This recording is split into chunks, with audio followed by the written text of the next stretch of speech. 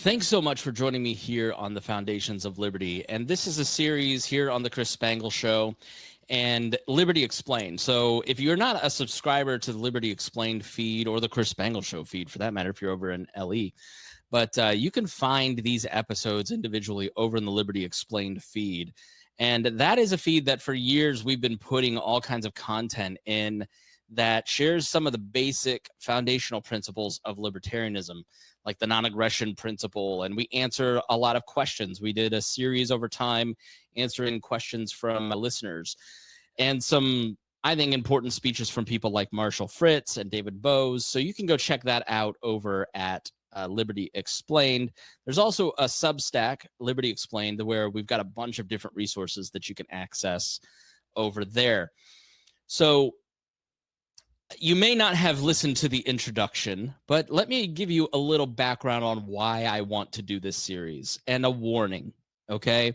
I'm not a scholar. My background is talk radio. Started in talk radio in 2004, started as a Republican, became disillusioned during the Ron Paul years, became head of the Libertarian Party for 4 years from 08 to 12, started this podcast in March of 2012, and have done libertarian content for a long time. Okay, so I've been around the philosophy, and I feel like libertarianism isn't getting a good shake right now because so many think tanks and podcasters are chasing clicks and views on TikTok and other places, and that is best when you give red meat using current events. We're not going to talk current events here. Maybe occasionally as an example, but we're going to just drill down back into the philosophy and the basics of libertarianism. I would say after 20 years, I am not necessarily struggling with the principles, but maybe some of the application. And we'll see, maybe along the way. The point of this really is for me to be thinking about these things and talking about them with you and then hearing your feedback. So I want to hear your feedback, chris@chrisspangle.com. If you've got notes, corrections, comments, I'll try to add some of those to future episodes, and we'll have a dialogue between you and I along the way. But you can get this on YouTube over, look for Chris Spangle. You can find these videos there, or you can find them in these two podcast feeds.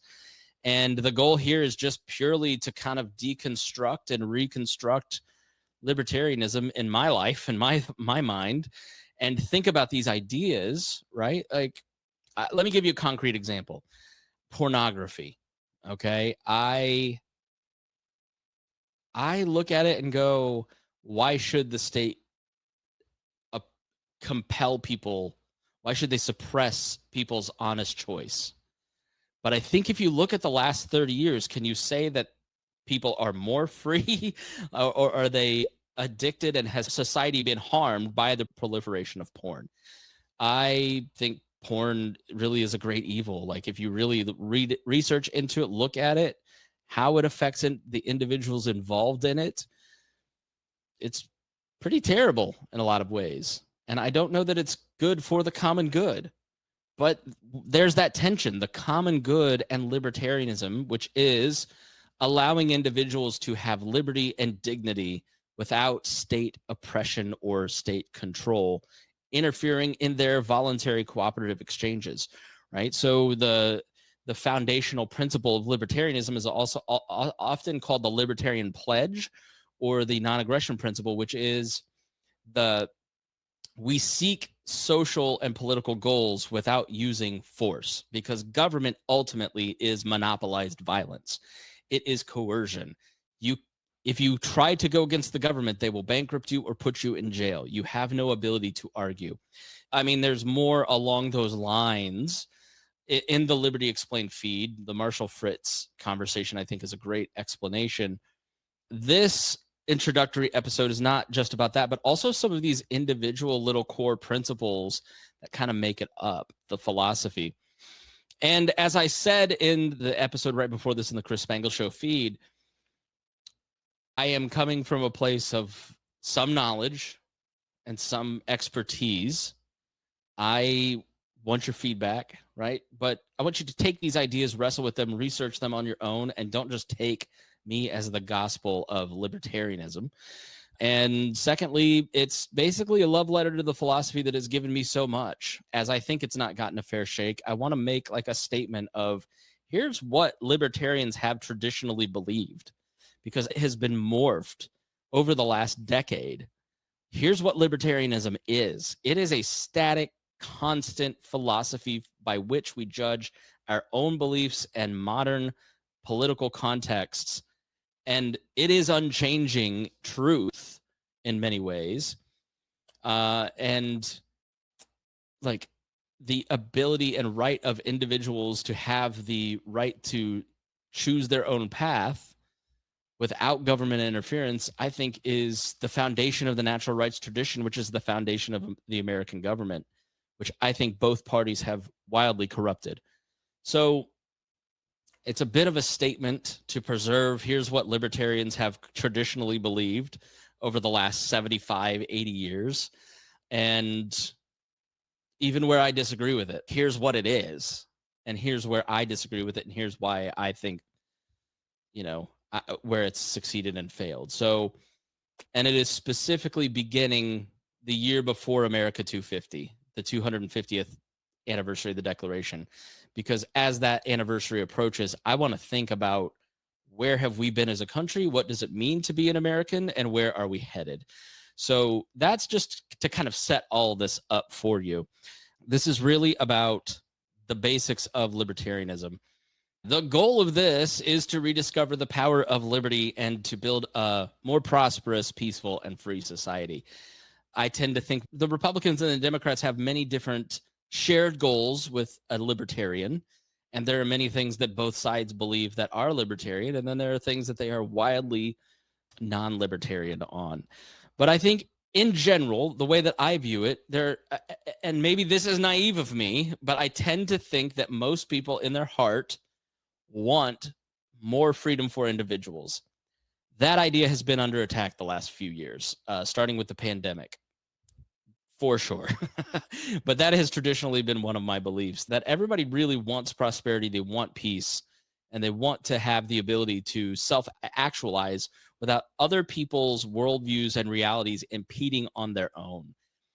So we've talked about those building blocks of liberty, right? It is individualism, individual rights, spontaneous order, limited government, free markets, the virtue of production, the natural harmony of interest, and peace. And some of those may make no sense to you, but that's what this episode is about. We're going to, here in the next few minutes, go over each one of these and explain them. So let's start with individualism, because it is the core of libertarian thought. Libertarianism is individualism. By and large, it is the belief that each person is unique, capable, and responsible for their own life. Okay, so what about the people who aren't? You reach out to your community and engage, because here's what I'd say, like, we are all owed liberty and dignity from the government. That does not mean that we are all on an island. So I don't want you to take individualism to mean something that it is not, because we all need community. And we have something called the threefold social order, which Rudolf Steiner talked about, which is you have the government sphere, which tries to solve problems through force. You have the business sphere, which tries to solve things through profit. And then you have civil society, which tries to use compassion to solve problems. And as the business and government sectors merge and take over every aspect, it weakens and atrophies civil society. And libertarians really believe that most things ought to be solved within the realm of civil society. That limited government creates optimal abilities to create wealth and to also serve people within your community.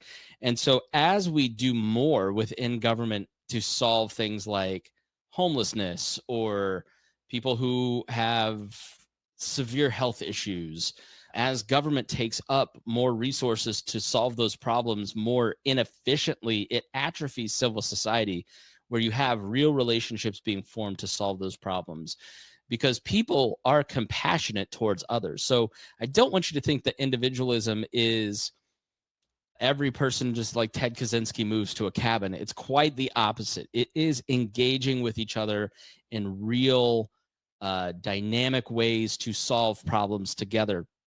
And unlike collectivist ideologies, which prioritize groups, libertarians see society as a collection of free individuals, each with their own ambition, talents, and goals. So we reject grouping people based on ethnicity, religion, income, whatever, and then crafting policy around those. We really want to think about government policy, because so much of libertarianism is about restraining the government sector and encouraging business and civil society. Collectivization of groups often leads to more government. History has shown that societies that value individual freedom, where people can think, speak, and act independently, are more prosperous and innovative. You may have seen this great image of North and South Korea, right? So North Korea is completely dark and South Korea is lit up. And that's because South Korea values individual freedom, where people can think, speak, and act independently. North Korea is a collectivist society. Another example is the American Revolution was the triumph of individual rights over monarchy, proving that people, not rulers, should determine their destinies, because people were invested in the cause versus a collective top-down army that had no passion. So why does it matter? Without individualism, society becomes ruled by the interest of the powerful rather than voluntary cooperation. When people are treated as mere members of a group rather than unique individuals, freedom disappears. And you may say, well, look, we've got a technocracy, a neo-feudalism creeping in because of these tech billionaires. They can only do that because they're able to buy off the government to use the force that government provides to solidify their position.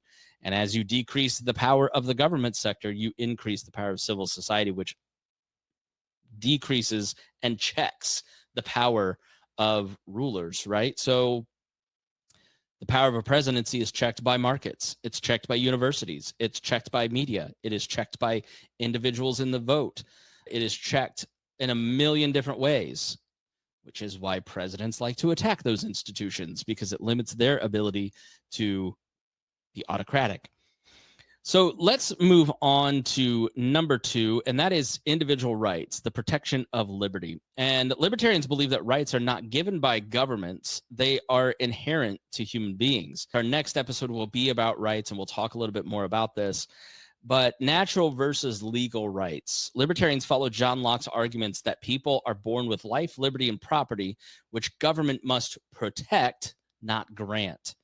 And the Declaration of Independence reflects this, stating that rights are unalienable and not subject to government approval. You do not have to submit things to a government censor if you are a late night TV show, because you have a natural right to be unimpeded by the government, and the marketplace will check you by decreasing your ad revenue and your viewership, so therefore you get canceled. So that's natural versus legal rights, or positive rights, as legal rights are sometimes called. And an example is the abolition of slavery in the civil rights movement, where fights were restored natural rights that had been denied to Black Americans, proving that governments can take away rights, but they cannot erase their existence. You cannot deny people like women and Black men and women the vote for long, because eventually they will fight for their rights, because that coercion is intolerable. So why does this matter? If rights come from government, they can be taken away. Recognizing natural rights means defending freedom against tyranny. So we don't want to empower the government to take away individual rights, because that means everything's on the table. Your right to defend yourself with firearms, your ability to, why did America have such a different experience during COVID? Why did red states versus blue states have different experiences versus COVID? Because a lack of arms in China means the government can do to them whatever they want, and an armed population in America means the government is limited. So the government cannot infringe on your right to self-defense in the face of government. Next is spontaneous order, which is society without central planning. So how does it work if you're not having elites planning how to order society? And this is, I think, one of the things that I love most about libertarianism. Is one of the most powerful libertarian insights that complex societies emerge naturally without central control. Hayek has something called the knowledge problem, where one individual person can't know everything and how to order society, because it's just impossible for one person to know things. Like, talk about current events for a living in front of 1,000 people, and you can say with I have read 4 hours on this topic, and 15 people will give you information about that one single topic that you didn't know. Well, that's because everybody has these experiences and expertises in life, and we're all kind of feeling at the elephant, and collectively we realize it's an elephant. So you can't have government control things like language or trade or cultural traditions. They develop through voluntary human interaction. They're negotiated by individuals through, I want to associate with you or not. And that's how culture is ultimately created. An example, again, is language. Like, the English language was not planned by the English government. It just developed naturally over time of communication. Excuse me. I went full Joe Biden there. So Hayek describes spontaneous order, and Hayek is like a great philosopher in the early 20th century around many of these classical liberal ideas.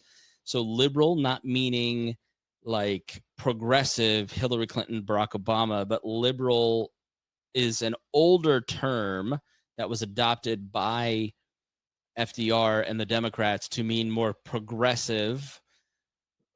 Libertarians are classical liberals like Hayek, Mises, and others who believe in these principles. Okay, so Hayek describes spontaneous order as the result, quote, the result of human action, but not of human design. And it proved that decentralized decision-making works better than top-down control. So why does this matter? Central planning disrupts natural processes, and it creates inefficiencies and shortages. This is the argument against tariffs, right? So when you implement a tariff and you raise the cost of importing goods from China, that good isn't shipped to China because the bill went from $2,000 for the shipment to $150,000. So then you put people out of business, right? You're interfering in the spontaneous order of the marketplace as a government. And when left free, people create better solutions than any government that they can plan. So let's move on to limited government, preventing tyranny. This is going to be a controversial one, okay? Libertarians believe that government is necessary, but its power must be limited to protecting freedom. I will be honest with you, I am not an anarchist.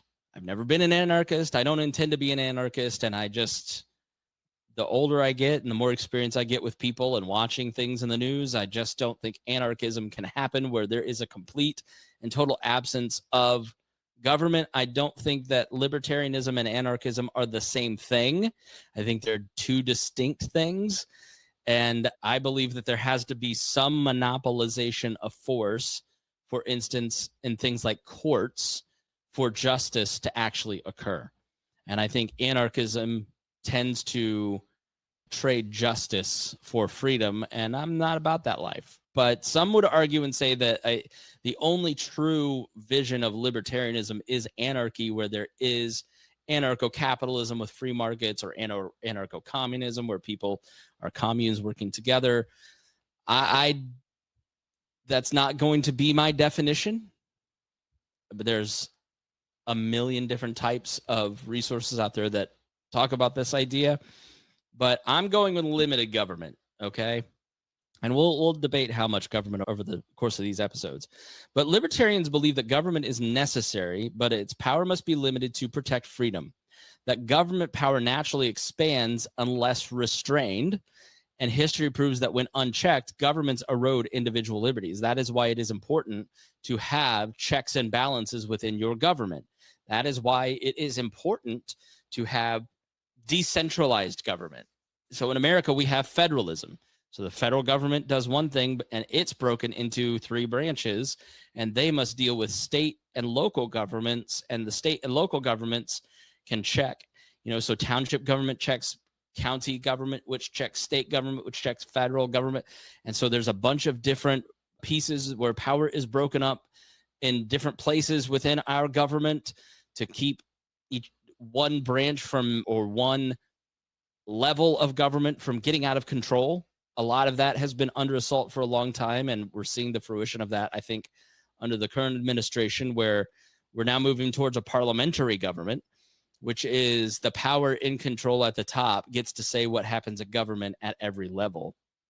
And that is not the founding. The founding is really this idea of limited government with checks and balances, and the rule of law being supreme versus the whims of a political party or movement or individual politician. So the Bill of Rights, for instance, exists to protect citizens from government, not to give the government the power to regulate our speech, but it denies them the ability to regulate our speech. So we've talked a little bit about why it matters, but just let's put a fine point on it. The smaller and more restrained the government, the less likely it is to violate personal freedom or interfere in people's lives. So let's move on to free markets. Free markets, the power of voluntary exchange. A free market is a system where people engage in trade, production, and innovation without coercion. So free markets allow entrepreneurs to solve problems, create jobs, innovate. An example is like the rise of Amazon and Apple and the smartphone, right? Good or bad, the smartphone, and look how much it has been innovating and changing over the last 15 years without government regulation. They did it through competition and consumer choice, and not through government mandating. Eventually, these companies get so big that they go to the government. So OpenAI in the news today, which powers ChatGPT, is giving the federal government ChatGPT free and integrating itself into the federal government system.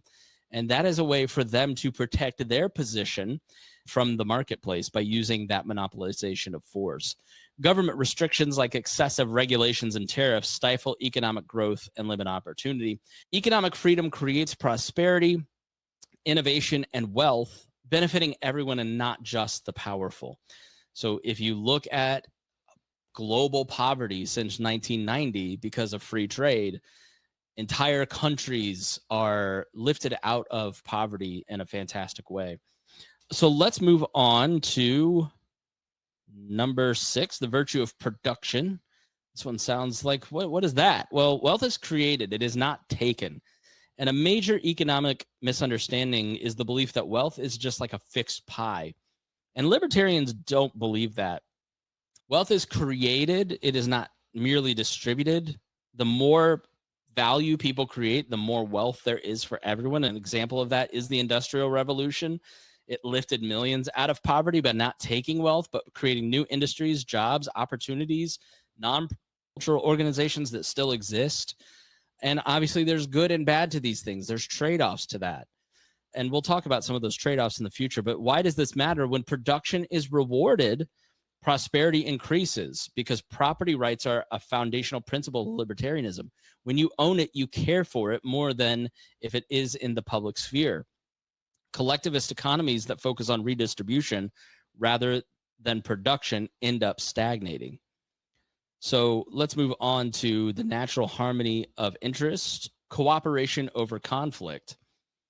And many political ideologies assume life is a zero-sum game, that one group must win at another's expense, and libertarians don't agree with this at all, arguing that free societies create mutual benefit. An example is global trade, right? It has reduced poverty across the board and created peaceful international. Yes, there have been wars that we kind of started since World War II, but great power politics created far more wars over the last 100 years or 75 years that has been largely built on free trade. And a lot of this is under discussion, but I'm planting my flag firmly on it is good. This is the Christian idea of solidarity. It is good when other people who are in other countries or of different ethnicities or religion are freer, more prosperous, more harmonious. We're trading with them. We're voluntarily cooperating with them because that is good for their soul. That is good for our soul. Government intervention in the marketplace, in foreign affairs, often creates conflict by forcing people into power struggles over control.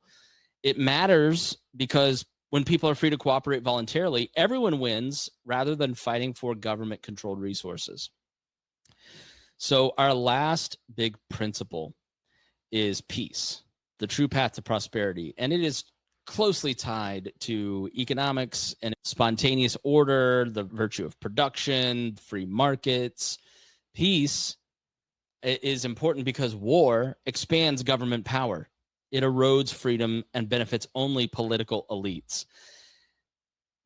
Libertarians talk often about defense contractors and how that incentivizes death and destruction. And I think we've seen that so concretely in the recent conflicts where America may not be a direct participant, but they're a participant in a very sad way in just helping destroy other countries, cultures, peoples.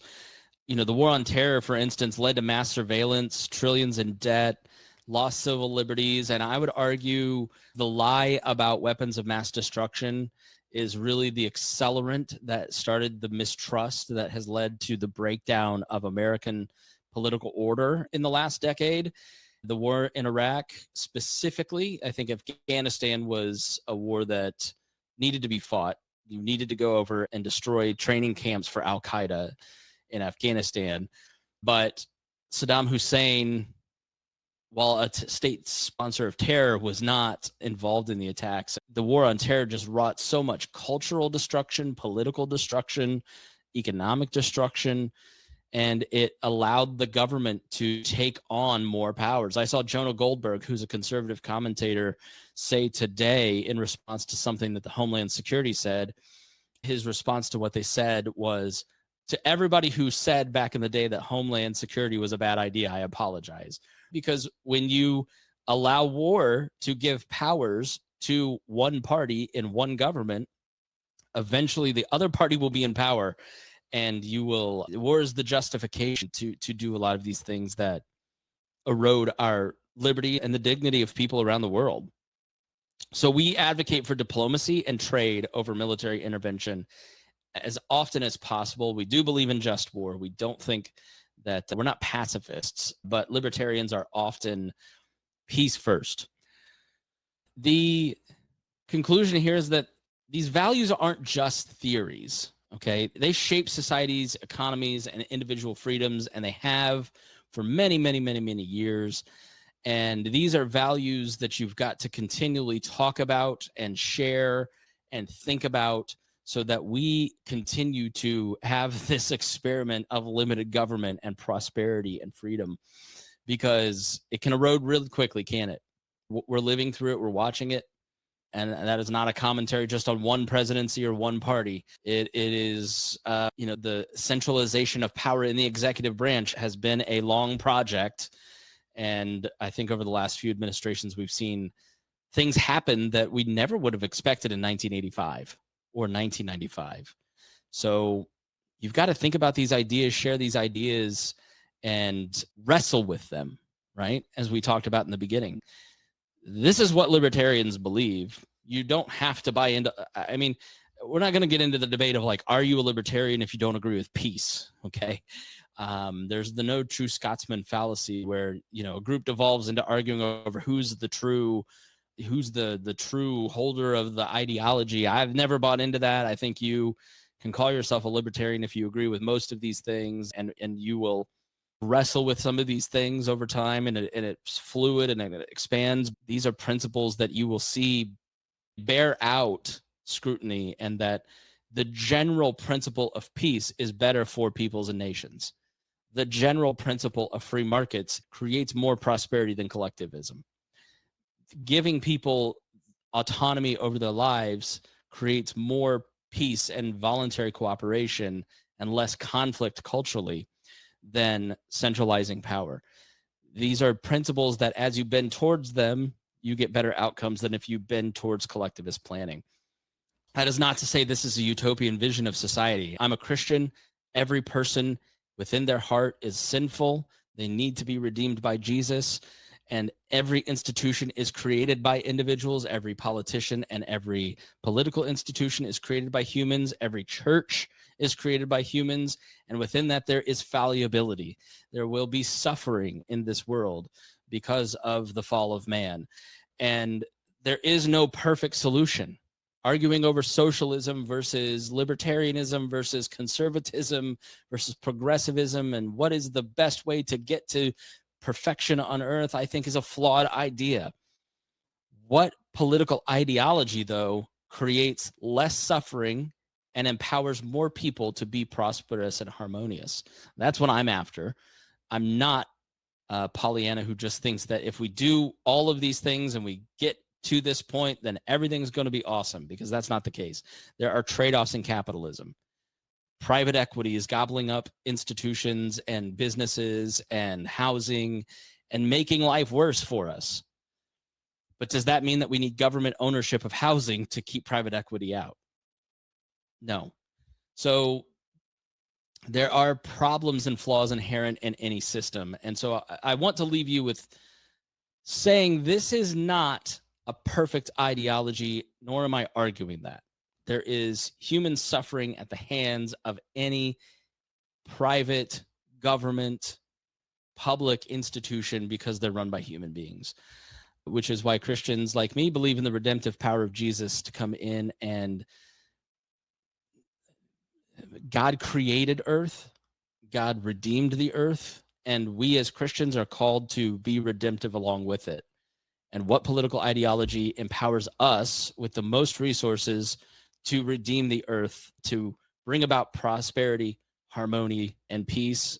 And that's why I am a libertarian, because it's Christians first. Like, the foundation of Christian political thought is the Imago Dei, that every person is valuable, that you are loved, you are deserving of dignity, you are deserving of liberty, you are special, you are not worth less, you're not worthless, you're not property of other people, you are a valued human being. And that's why the Christian Revolution brought about the end of slavery. It brought about the end of murder without consequences. It brought about women's rights and opening up society to every ethnicity and religion. Libertarians want to preserve that, to not allow evil people to have that monopolized violence to use against others. So that is the foundation of how I view things. You may agree, you may not agree, but hopefully some things were stimulated and that you'll find this interesting and just share it. I think that would be really helpful if you found this helpful. And I'd love to get your feedback. Chris@chrisspangle.com. Send me an email, leave a comment. Love to talk to you soon. Thanks for joining us here on the Chris Spangle Show.